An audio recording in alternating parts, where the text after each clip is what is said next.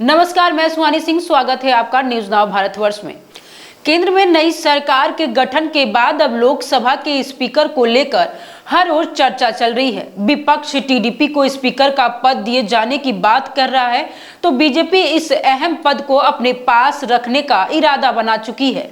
ऐसे में अगले हफ्ते शुरू हो रहे सत्र को लेकर सियासी पारा लगातार गर्म रहने की संभावना है।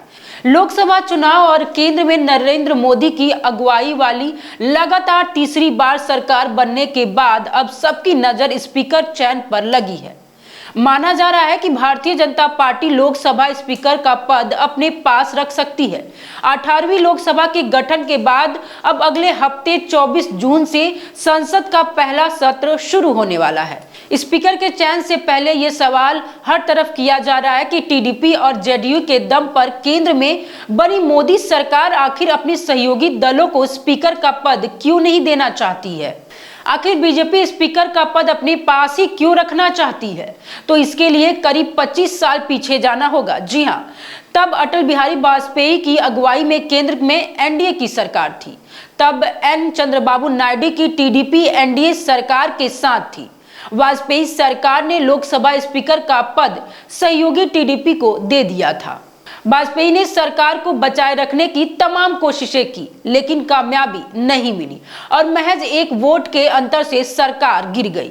तत्कालीन स्पीकर बाल योगी ने उड़ीसा के तत्कालीन मुख्यमंत्री गिरिधर गमागम को विश्वास मत के दौरान वोट डालने की अनुमति दे दी, जो कि हाल में ही मुख्यमंत्री पद पर रहते हुए सांसद बने थे, और इस एक वोट से सरकार का पतन हो गया। स्पीकर की ओर से लिया गया यह अहम फैसला सरकार के पतन की बड़ी वजह बन गया। ऐसे में बीजेपी अपनी पिछली वाजपेयी सरकार के हर्ष को देखते हुए इस बार किसी तरह का कोई रिस्क नहीं लेना चाहती है।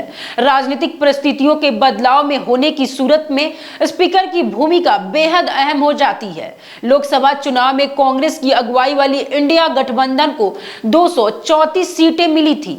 आपको बता दें कि जब बीजेपी को एनडीए के खाते में वही 293 सीटें हैं। इसी वजह से टीडीपी 16 और जेडीयू 12 और एनडीए में अन्य बड़े सहयोगी दल हैं, और इन दोनों दलों का भी कोई फैसला सरकार के अस्तित्व पर संकट डाल सकता है। फिलहाल विपक्षी गठबंधन बीजेपी की सहयोगी टीडीपी को स्पीकर का पद दिए जाने के बात कर रहा है, जबकि जेडीयू ने स्पीकर पद के लिए बीजेपी उम्मीदवार को समर्थन देने का ऐलान कर दिया है, तो टीडीपी ने इसके लिए सर्वसम्मत उम्मीदवार का समर्थन करने की बात कही है। साथ ही ये भी कहा जा रहा है कि बीजेपी जहां स्पीकर का पद अपने पास रखना चाहती है, तो वहीं वह डिप्टी स्पीकर का पद जेडीयू या फिर टीडीपी में से किसी एक दल को दे सकती है। अब तो ये 24 जून को ही पता चलेगा कि बीजेपी क्या फैसला लेगी। आपको हमारा ये वीडियो कैसा लगा, कमेंट करके हमें जरूर बताएं।